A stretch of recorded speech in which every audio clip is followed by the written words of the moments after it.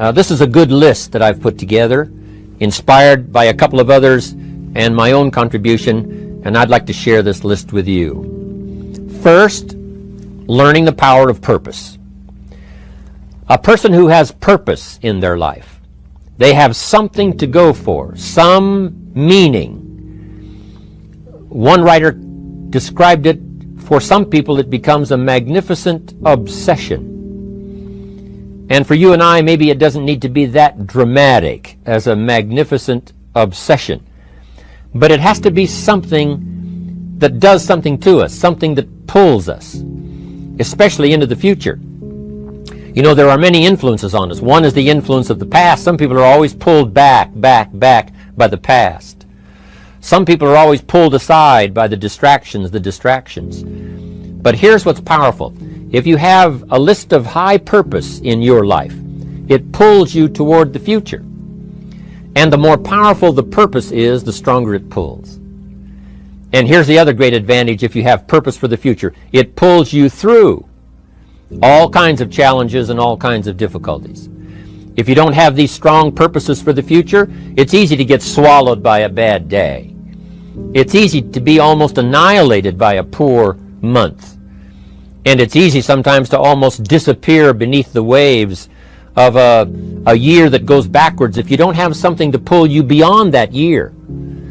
So if you want something to pull you through all kinds of challenges, all kinds of difficulties and things that come at you, you got to have something on out there, beyond today, beyond next week, beyond next month, beyond this year, that pulls you into the future. And the clearer it is, the stronger it pulls.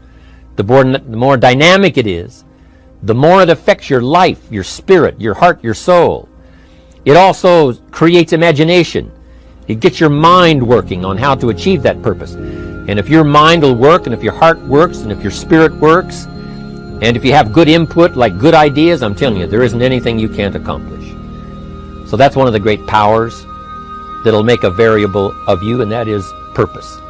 Here's the next one, self-confidence. Where does self-confidence come from? And this is the best advice I can give you on that. Not neglecting, first of all, the small daily disciplines. Self-confidence really comes from feeling good about yourself. And one of the best ways to feel good about yourself is at the end of the day to know that you poured it on. You did your best. If you conducted a meeting, you did the best you could. If you made a phone call, it was the best phone call you could possibly make. If you wrote a letter, it wasn't a casual letter, it was your best letter. At the end of those kind of days, when you feel good about yourself, self-confidence starts to rise. You know that if you can have this kind of a good day, you can have another one the next day, and those days become the weeks become the months, and the month becomes a powerful year. Self-confidence comes from the lack of neglect. If you will not neglect to do the small daily disciplines, that's where self-confidence comes from. Part of good health is self-confidence. I know I'm going to be healthy. I take the Herbalife products. I eat the apple a day. I walk around the block. I do the jogging on the beach. At the end of the day, when you've really poured it on and you've done all the stuff, self-confidence grows. That self-confidence affects your health. It affects your future. It affects your psyche. So this is true. One of the great powers is self-confidence. Self-confidence means willingness to do whatever it takes to achieve. Some people say, well, I'll do it for a little while and see what happens. You know, I'll try a couple of things. If that doesn't work, I'm out of here. And all of us know that that kind of person doesn't have much of a future.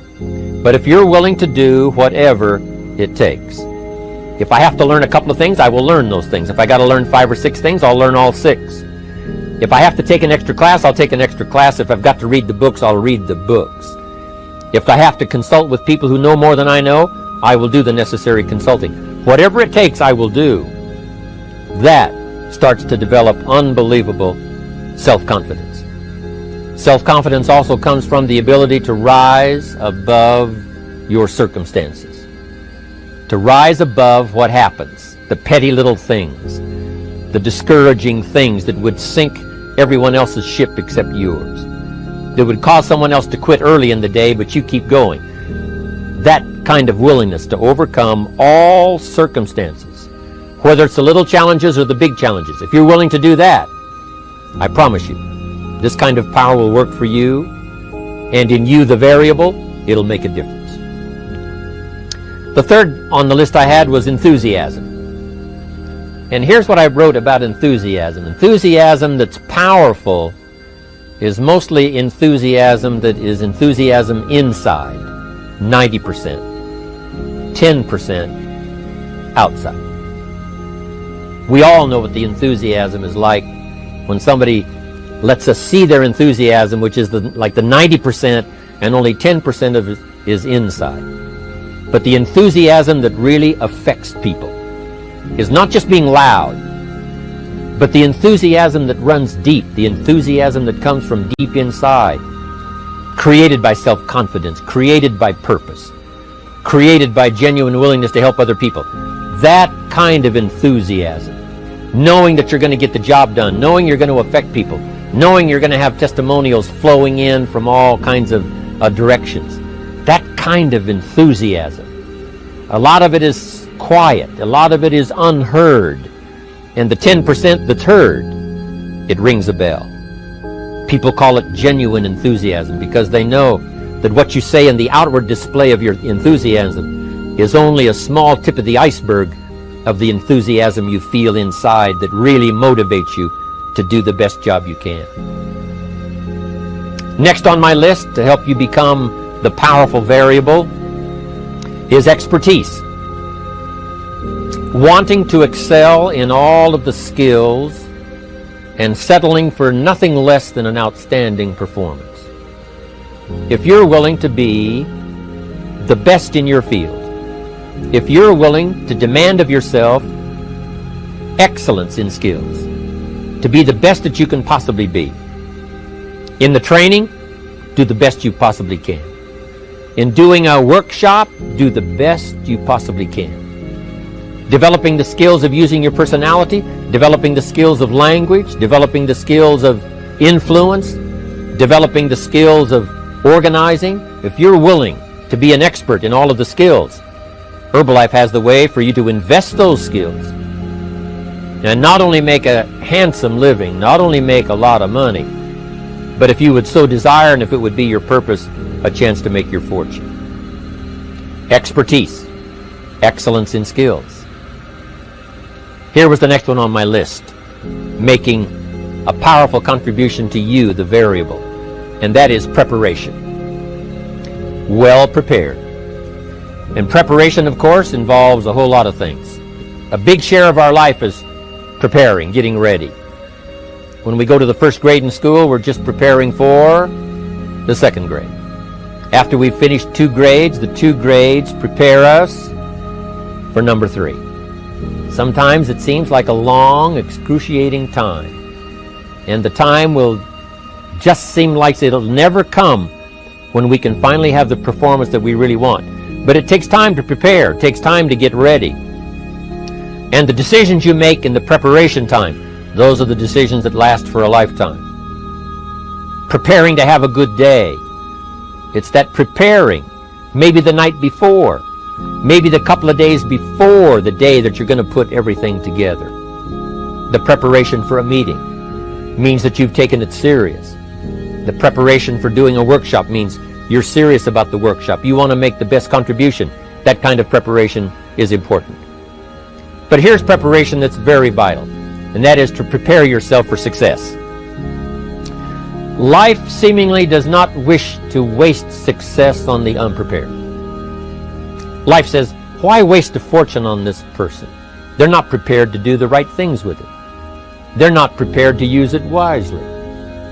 If a fortune was bestowed upon this unprepared person, it would probably be wasted. The people that could have been touched won't be touched. What could have been done won't be done because this fortune will have been wasted on the unprepared person. So not only look for fortune, not only look for the promise, but prepare yourself and ask of yourself, what can I do to make myself ready?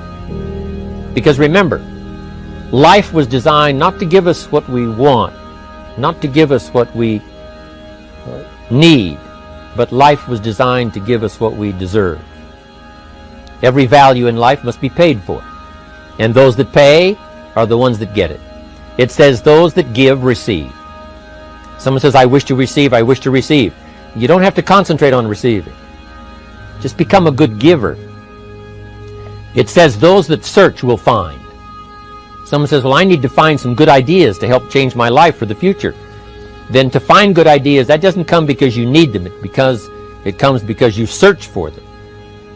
If you want good ideas, you got to go after them. You got to go to the class, you got to go to the workshop, you got to go to the training, go to the book, right? You got to go to the journal, right? Go where good ideas are being taught. Go searching, go looking, because good ideas are not going to be wasted on those that are not seeking, searching, well prepared. So, prepare yourself to be ready for fortune when it comes, to be ready for challenge when it comes, to be ready for opportunity when it comes. Opportunity comes along and passes by the person that is not well prepared. I want to prepare myself this year for next year. Yes, I wish to be effective this year, but I'm also thinking of ways, how could I be better? How could my ideas be more powerful? How could they be sharper, more clear? How could I reach some people next year that I perhaps can't reach this year? I haven't reached deep enough into my own soul to affect some people. Some people just pass by and say, hey, what a good speech. But how could I make it stronger than that, deeper than that, more powerful than that? I cannot be as powerful as I could be next year. You know, you can't go to the 10th grade in the 5th grade. You just got to go through the grades. But the more you are prepared, when the 10th grade finally comes, now you can cash in and get 2 times, 3 times, 5 times more value from it by being prepared.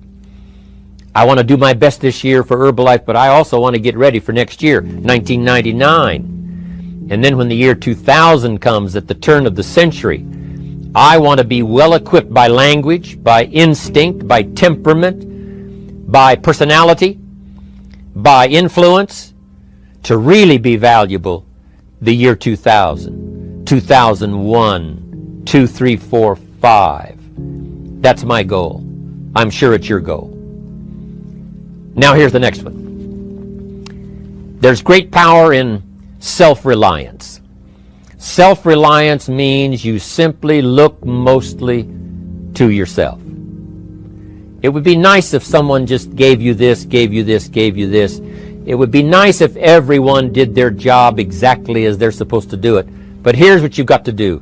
Primarily rely on yourself. Primarily say, I'm the person responsible. And I will learn the necessary skills so that I can help people learn their skills.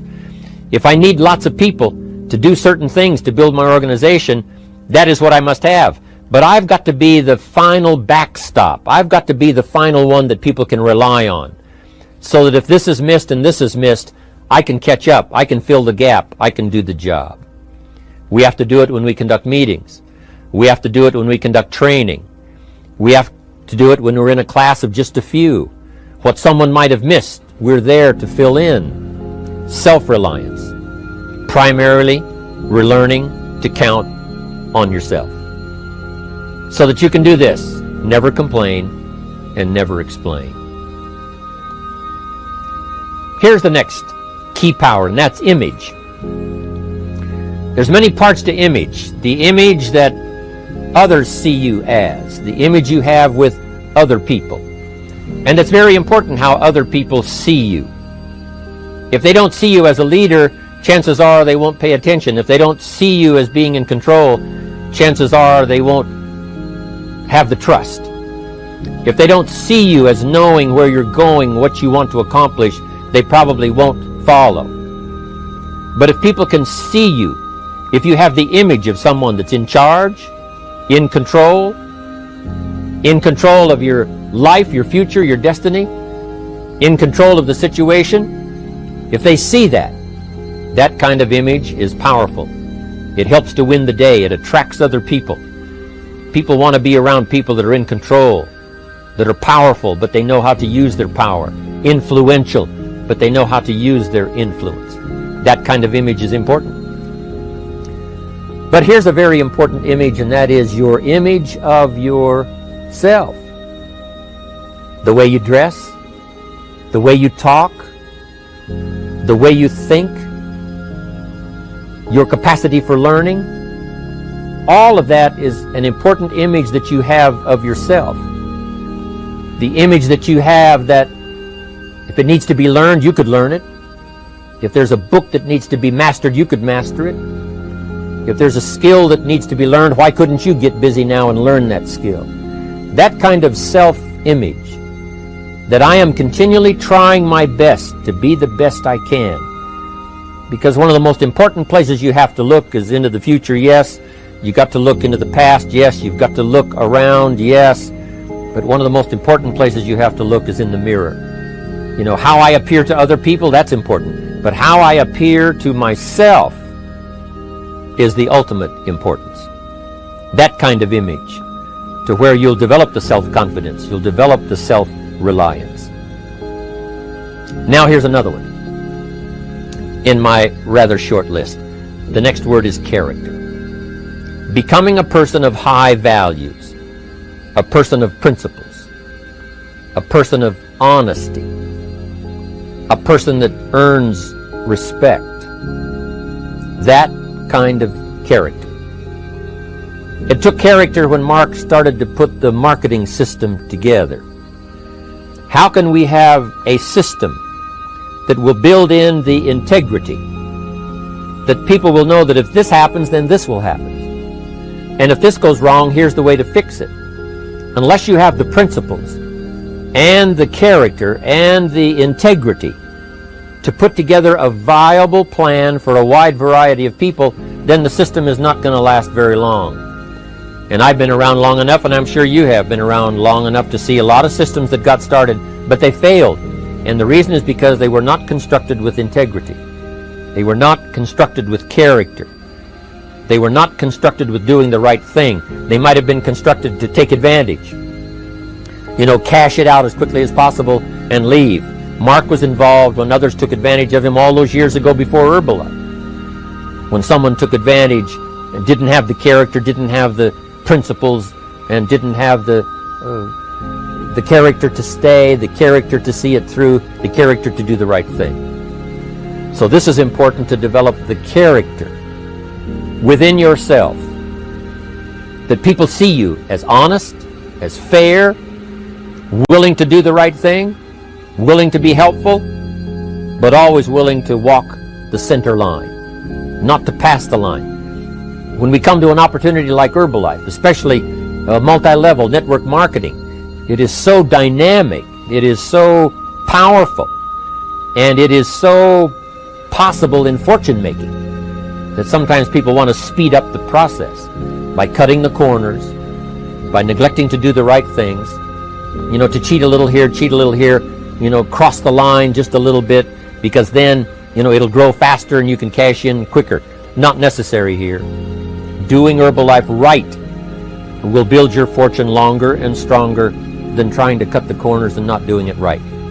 If we'll have the integrity that Mark had when he started it, and keep perpetuating that we will do the right thing by the marketing system, the right thing by a distributor who has a customer and they take care of that customer belongs to that distributor. That kind of integrity in the marketing system, the kind of integrity we have among each other, the kind of character we have to rely on each other, because here's what we cannot do. We cannot do this by ourselves. Mark's got to count on me. I've got to count on Mark. We've got to count on the President's team. The President's team has to count on the Chairman's Club for advice and counsel. We have to count on the Millionaire team, the Tabulator team, the World team. We've got to count on the distributor. We've got to count on the distributor giving the right message to the potential customer. We've got to count on the distributor giving wise counsel to the new recruit, teaching them the right way, the Herbalife way, the principled way, the character way. Vitally important. Building and developing your own character. Now here's another one. It's called self-discipline. Self-discipline, all of us have a challenge with that. Because sometimes it's easy, and especially if you're working hard, doing the best you can, it's easy sometimes to let up and let it go. But remember, So many people, especially now that we're as big as we are around the world, are counting on what we do. At home office, they have to be careful. They have to be disciplined. It's easy for the person who ships the product from Herbalife says, oh, well, I'll wait until tomorrow to ship it. And then they go home and sleep like a baby. But the distributor who's waiting for that product doesn't sleep that night, or doesn't sleep when the product doesn't show on time. But if everybody will have the discipline to say, I will do the best job I can. I will make mistakes, of course, because we're all human, but I'll try to remedy those mistakes and do the best job I can. That kind of self-discipline that understands how important your part is in all of the functions that work. Coming to work on the set here, HBN, there's so many people that play a part.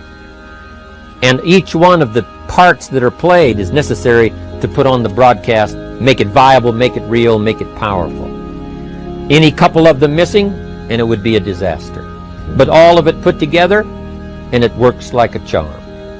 Each person developing the self-discipline to do their part, do their job.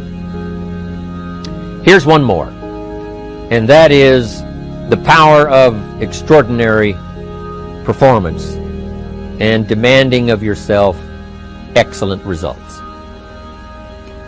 This is so important. If you want to live extraordinary, you must do extraordinary. If you want an extraordinary income, you must do extraordinary things. If you want an extraordinary fortune, you must go with the demands of what it takes to have that fortune. Mark has made such a fortune, it's almost beyond comprehension what the numbers really are. But guess what he has the satisfaction of knowing? He earned it all. If he'd have been lax in the performance, Herbalife would not be here these 18 years later. Herbalife would have been a footnote in multi-level history. But because he performed year after year, the 3rd year and the 5th year, and the 7th year and the 10th year, and the 12th year and the 15th year, and now performing well in the 18th year, I'm telling you, that's what makes it such a viable fortune for Mark personally, of course, because he did the job. If we would ask of ourselves that kind of performance, and you've got to ask it of yourself. You know, I can't ask it of you. I would try to inspire you. I would try my best to share with you what it might taste like, what it's like to finally make your fortune. It happened for me. But here's what you must do. You must demand it of yourself. Society does not demand that you not have a heart attack. But if you want to escape having a heart attack, you must demand it of yourself. Society doesn't demand that you take Herbalife and improve your health. You have to demand it of yourself. Society doesn't demand that you jog around the block every morning. But if you want good health, you must demand it of yourself. Society doesn't demand that you read a couple of books a week and improve your intelligence and your knowledge. That you must demand of yourself. Society does not demand that you build a financial wall around your family nothing can get through. That's not a demand of society. But you must demand it, if you wish it, you must demand it of yourself. Society doesn't demand that you learn a list of 10